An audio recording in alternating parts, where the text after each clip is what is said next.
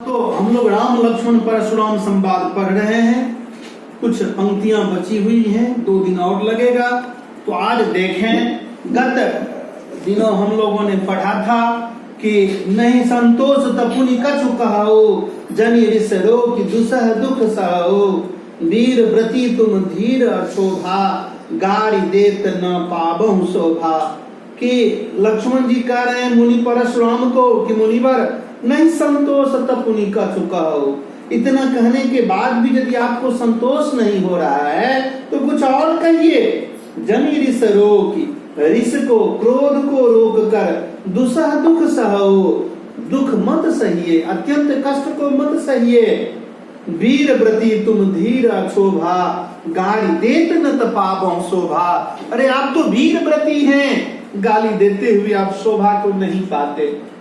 आप जैसे लोगों को गाली नहीं देना चाहिए। कमजोर आदमी गाली देता है, वीर आदमी कहीं गाली दे। गाली देत, गाली मतलब गाली, गाली देत न तपाबहु शोभा। अब यहाँ से पढ़े आज फिर कि सूर समर करनी करहि, दोहा छंद है, बताया ही था कि सूर समर करनी करहि, कहीं न जनाबहि आप, विद्यमान रण पाए रिपु, कायर कथहि प्रताप। कि कह रहे हैं लक्ष्मण जी परशुराम जी को कि मुनिवर सूर, सूर मतलब वीर। यहाँ पर दंत स है, बात हुई थी अवधि के कारण, यद्यपि तालव्य स होगा। तो सूर समर, समर का अर्थ होता है युद्ध भूमि, करनी मतलब कार्य, करही मतलब करता है। अर्थात जो वीर होता है वह युद्ध भूमि में अपना कार्य करता है। कहीं न जनाबहि आप, न कि अपनी प्रशंसा करता है। वीर युद्ध भूमि में अपना कार्य करता है, अपना काम करता है, न कि अपनी प्रशंसा करता है। कहीं न जनाबहि आप, विद्यमान वरण पाए रिपु, कायर कथन प्रताप। लेकिन जो कायर होते हैं वे रण को पाकर, रण मतलब युद्ध, रण मतलब युद्ध, रण क्षेत्र कहते हैं ना, युद्ध क्षेत्र। तो विद्यमान रण पाए रिपु, रिपु मतलब शत्रु। अर्थात जो कायर होते हैं वे युद्ध में शत्रु को पाकर अपनी बड़ाई करते हैं। प्रताप मतलब बड़ाई।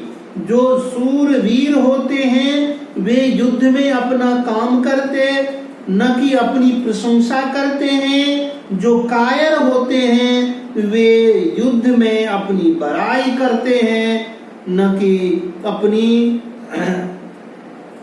विद्यमान अपनी बड़ाई करते हैं। कौन बड़ाई करते हैं? कायर लोग। वीर लोग कार्य करते हैं, बड़ाई नहीं करते।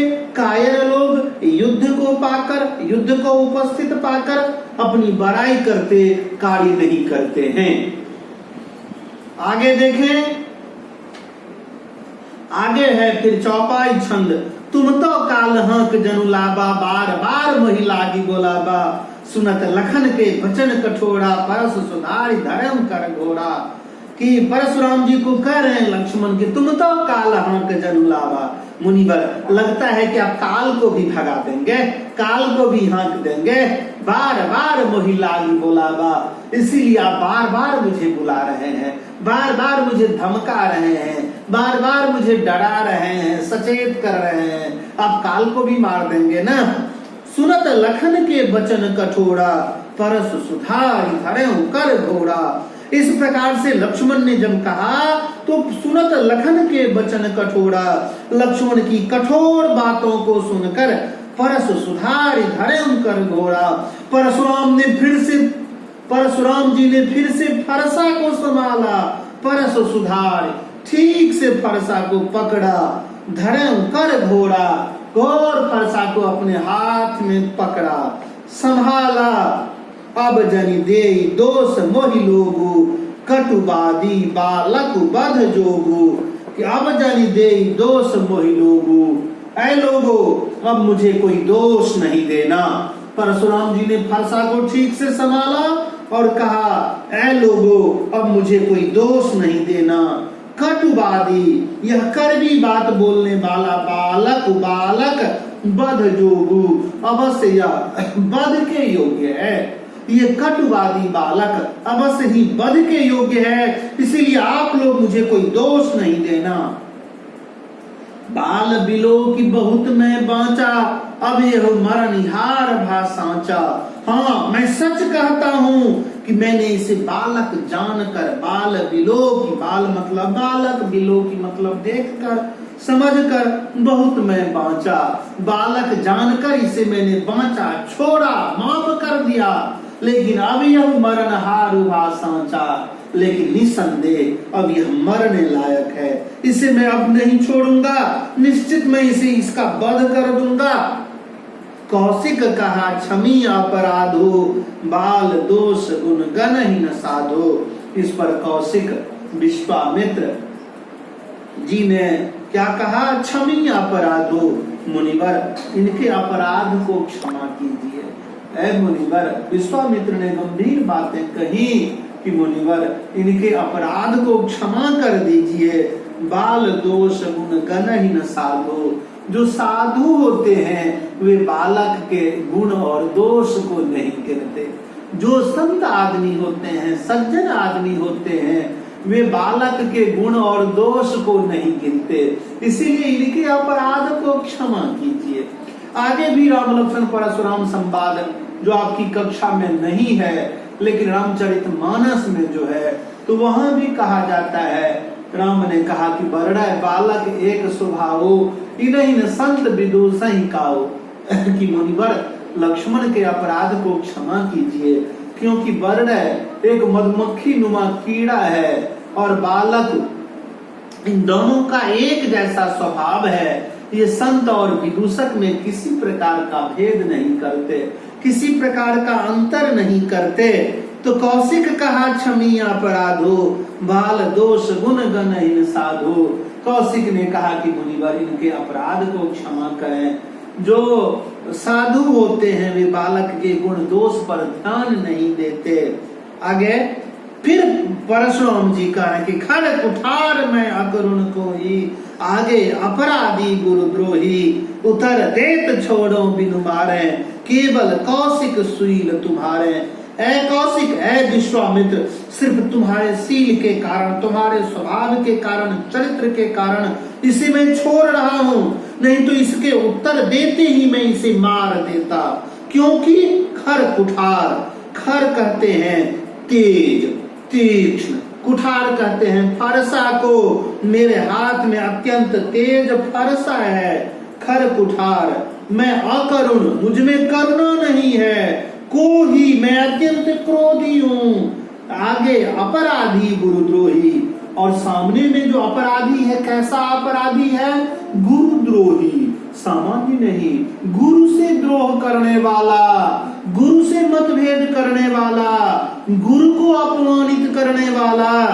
तो मैं इसको यदि छोड़ रहा हूँ तो केवल कौशिक सील तुम्हारे, है कौशिक तुम्हारे सील स्वभाव के कारण, नहीं तो मेरे हाथ में तेज फरसा है। मैं करुणा रहित हूँ, विगलित हूँ, अत्यंत क्रोधी हूँ। और सामने में अपराधी कैसा है? गुरु को अपमानित करने वाला, मेरे गुरु शिव के धनुष को तोड़ने वाला, शिव को अपमानित करने वाला अपराधी है। इसीलिए उतर दे तो छोड़ो बिनु मारे, इसके उत्तर से ही मैं इसे मार देता। लेकिन ऐ कौशिक, सिर्फ तुम्हारे सील स्वभाव और चरित्र के कारण मैं इसे छोड़ रहा हूँ। न तो यही काटी कुठार कठोरे, गुरु उरी न होते श्रम थोड़े, नहीं तो मैं इसे कठोर फरसा से काट कर अपने गुरु से थोड़े ही परिश्रम में उरी न हो जाता। नहीं तो मैं नहीं तो यही मैंने इसको काटी मतलब काट कर, कुठार मतलब फरसा, कठोरे मतलब कठोर, मैं अपने कठोर फरसा से इसको काट कर अपने गुरु पर मन शिव से थोड़े श्रम से, थोड़े ही परिश्रम में ऋण हो जाता, ऋण मुक्त हो जाता, गुरु ऋण से मैं मुक्त हो जाता। एक दोहा और देख लें कि गादी सोनु का हृदय हंसी, मुनि हरिहरे सूझ, अयमय खारण उखमया, अबहु न बूझ अबूझ। परशुराम की बातों को सुनकर विश्वामित्र मन ही मन हंसे। गादि सूनु का हृदय हंसे मुनि हरिहरे सोज। गादि विश्वामित्र के पिता का नाम था गादि और सूनु कहते हैं बेटा। गादि के बेटा कौन? तो विश्वामित्र। तो गादि सूनु का हृदय हंसे, विश्वामित्र ने मन ही मन हंस कर कहा कि मुनि हरिहरे सोज, कि मुनि को हर एक जगह हरिहरी दिखाई पड़ रही है। हर एक जगह हरिहरी दिखाना, देखना, सबको एक जैसा समझना, सबको बराबर जानना, एक ही तराजू पर, एक ही पलड़े पर सबको तौलना।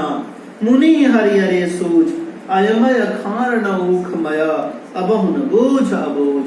अभी भी मुनिवर नहीं समझ रहे हैं कि अयमय खार न ऊखमय। आय कहते हैं लोहा को, अयमय खार अर्थात ये लोहे के बने हैं, फौलादी हैं, न ऊखमय, न ईख के खाड़ मतलब रस। ईख के रस नहीं है, लोहे के खाड़ है, लोहे के अस्त्र से हैं, अत्यंत मजबूत व कठोर हैं, फौलादी हैं। अब अजह न बूझ अबूझ, अजह मतलब अभी भी, इस समय तक भी मुनि परशुराम अभी तक नहीं समझ रहे हैं, सभी को एक तराजू के एक ही पलड़े पर तौल रहे हैं। यह नहीं जानते हैं कि ये दोनों भाई अत्यंत मजबूत हैं, फौलादी हैं, इनको ईख के रस समझने की भूल ये न करें। धन्यवाद। अगली कक्षा में फिर मिलेंगे।